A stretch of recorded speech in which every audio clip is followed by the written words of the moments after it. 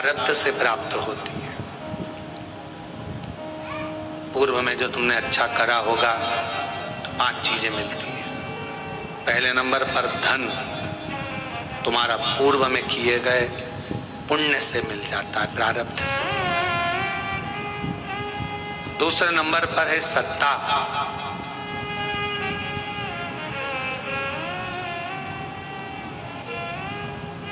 कोई सरकारी नौकरी मिली है, कोई अच्छी नौकरी मिली है, कोई अच्छी जगह पर आप अधिकारी बनकर कोई अच्छी जगह पर पद पर अगर आप बैठे हो, सत्ता में बैठे हो, तो ये पूर्व के प्रारब्ध से मिला है।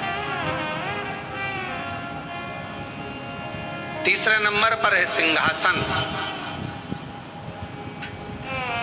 आप कोई उच्च पद पर बैठे हो, कोई ऊंची कुर्सी पर बैठे हो, सिंहासन पर बैठे हो, ये भी पूर्व के प्रारब्ध से, कोई अच्छे कर्म से हमको प्राप्त हुआ है।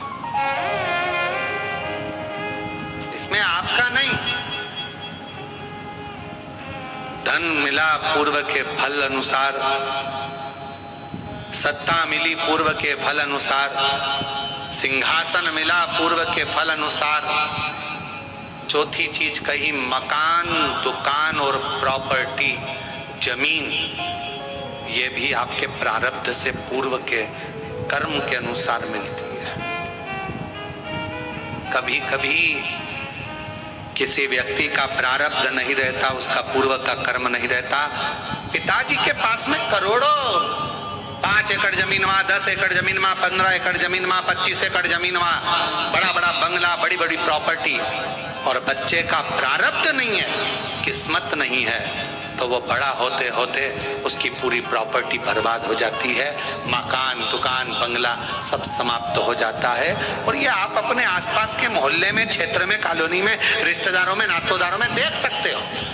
अगर प्रारब्ध में नहीं है तो वो बर्बाद हो जाएगा, मिलेगा ही नहीं। बाप ने भले जोड़ी हो, पिता ने भले जोड़ी हो, और अगर तुम्हारे प्रारब्ध में है, तुम्हारे किस्मत में है, तुम्हारे पूर्व के कर्म तुमने करा है, तो 1 प्लाट नहीं, 2 प्लाट नहीं, मकान नहीं, दुकान नहीं, सब कुछ बढ़ता चले जाएगा। भरे तुम्हारे पास में धन है कि नहीं है, पर धीरे धीरे संपदा, प्रॉपर्टी, दुकान, मकान, ये सब बढ़ेगा। ये प्रारब्ध से।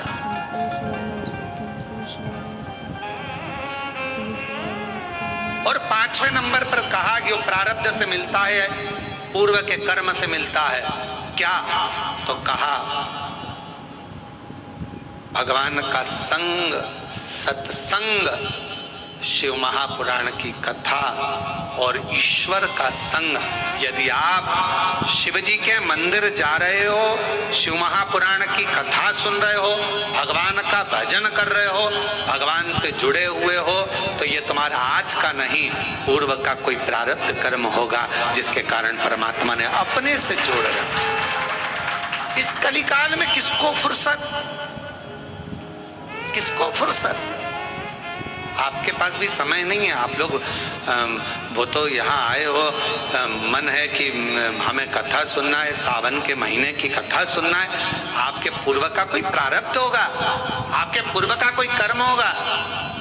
कोई पिछले जन्म के अच्छे कर्म मुझे बाबा तेरा साथ मिला, कोई पिछले जन्म के अच्छे कर्म मुझे बाबा तेरा साथ मिला।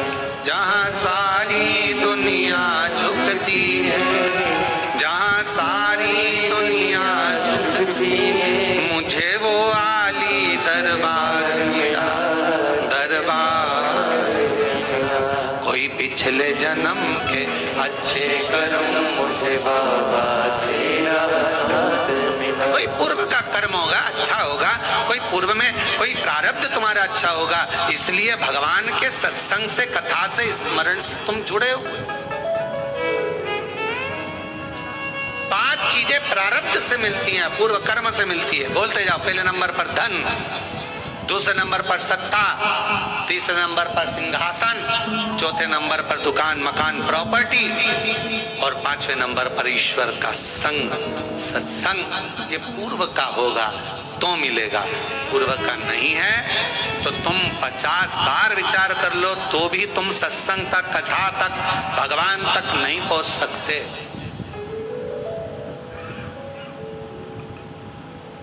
बहुत मुश्किल।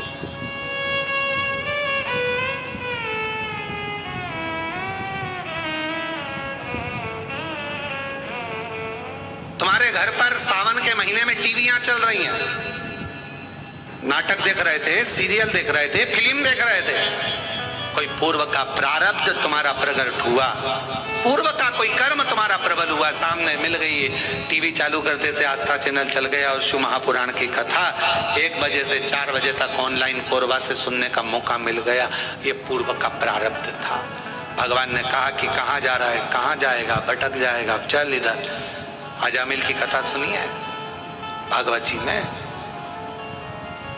ब्राह्मण था, विद्वान था, खूब पढ़ा लिखा था, विद्वान भी है, ब्राह्मण भी है, पढ़ा लिखा भी है, विद्वत्ता भी है, उसके अंदर सब कुछ है।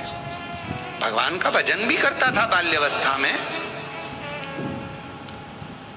ऐसा नहीं कि बाल्यावस्था में भगवान का भजन नहीं करा अजामिल ने। उठाओ, श्रीमद् भागवत में वर्णन आता है। श्रीमद् भागवत कथा कहती है कि अजामिल बचपन से शिव भगवान की, राम की, कृष्ण की, नारायण की भक्ति करता, नारायण का भजन करते करते करते करते करते करते समय बीत गया, समय बीत गया और जवानी अवस्था आ गई। और युवानी अवस्था में अजामिल मंदिर जा रहा था। जाते जाते सामने एक वेश्या ने नया मकान बनाया था, बहुत सुंदर भवन।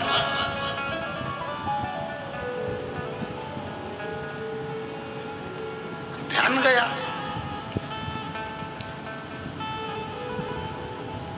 अब दिक्कत इस बात की है, अगर अजामिल स्त्री होता तो बात दूसरी थी कि ध्यान भटक जाए।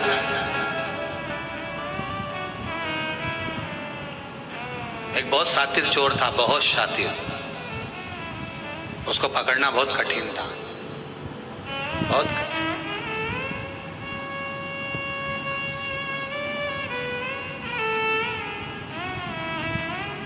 उसको पकड़ना बहुत कठिन था। पर एक पुलिस वाले ने कहा कि मैं चोर को पकड़ सकता हूं। एसपी साहब ने बुलाया, आईजी ने बुलाया, डीआईजी ने बुलाया कि तुम कैसे कह सकते हो कि तुम पकड़, मैं पकड़ लूंगा। अगर चोर यहां से निकलेगा तो मैं पकड़ लूंगा, ठीक है। पर चोर इतना शातिर था कि उसको पकड़ना मुश्किल था।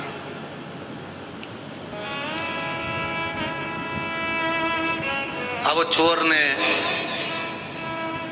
अपने तन को ढक लिया और चोर ने तन को ढककर बुर्खा पहन लिया, चला। और चोर ने बड़ा सुंदर रूप धरकर, कपड़े बदलकर, स्त्री के कपड़े पहनकर चोर जा रहा था। और चोर जाते जाते जाते जाते आगे निकला, उसको कोई नहीं पहचान पाया, पर पुलिस वाले ने उसको पहचाना। जिसने शर्त लगाई थी कि मैं पहचान सकता हूं, मैं बता सकता हूं, उसने पहचाना और पहचाना, पकड़ा, ले गए थाने में। उसको देखा तो वही चोर था। एसपी साहब ने पूछा कि कोई नहीं पहचाना, तुम कैसे पहचाना कि ये पुरुष नहीं स्त्री है, स्त्री नहीं पुरुष है, तुम कैसे पहचाने? उस पुलिस वाले ने कहा, साहब ये सुनार की दुकान के सामने से जा रहा था, बाजू में कपड़े की भी दुकान थी, बहुत सुंदर साड़ियों की, सूट की दुकान थी, उसके पास में ही ब्यूटी पार्लर भी था, उसी के आगे आर्टिफिशियल ज्वेलरी की दुकान भी थी, फिर उसी के पास में चूड़ियों की दुकान भी थी, जैसे कोरबा में है। सब दुकानें लाइन से थी और 4 दुकान एक जैसी लाइन से थी, सारी स्त्रियों की थी। ये वहीं से निकल रहा था अगर ये लेडीज होता तो पलट कर जरूर देखता, पर ये एक भी दुकान पर घूर कर नहीं देखा, पकड़ाई में आ गया कि ये स्त्री नहीं, ये औरत है ही नहीं, ये स्त्री है ही नहीं। एसपी साहब ने कहा इसका प्रमोशन होना चाहिए, बड़ा चतुर है, बड़ा चतुर, इसकी विद्वत्ता बड़ी प्रखर है।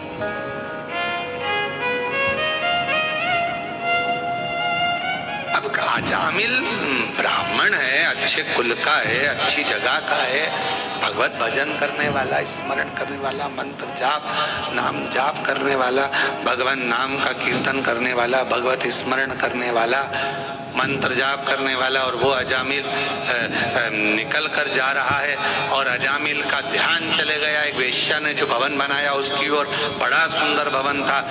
अब अजामिल की चित्तवृत्ति में मंदिर जाते जाते अजामिल ने विचार करा कि भवन इतना सुंदर अगर वेश्या ने बनाया है तो वो कितनी सुंदर होगी,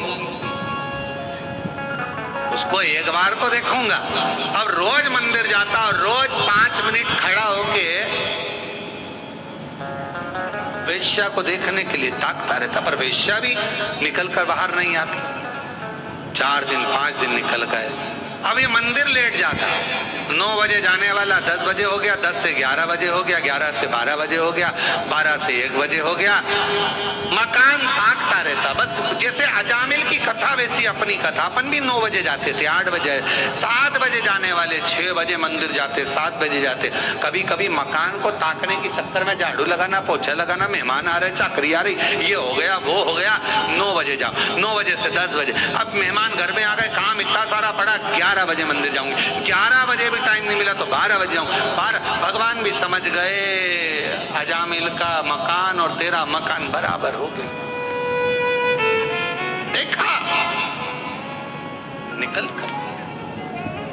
और एक दिन अजामिल ने विचार कर लिया कि अब तो कुछ भी हो जाए, इसको देखे बिगर मंदिर नहीं जाऊंगा। भगवान मन में सोचे, इतनी जिद तू मुझे देखने की पकड़ लेता तो वो वेश्या का मकान जैसा 4 बंगला मैं तेरा बना देता, पर तूने मुझसे नैन नहीं मिलाए, दूसरे से मिलाने की चाह रखी है, दूसरे से, तू मुझसे नैन नहीं मिलाए। प्यार करो तो ऐसा करो, उससे करो जो मोबाइल का बैलेंस तो डलवा दे।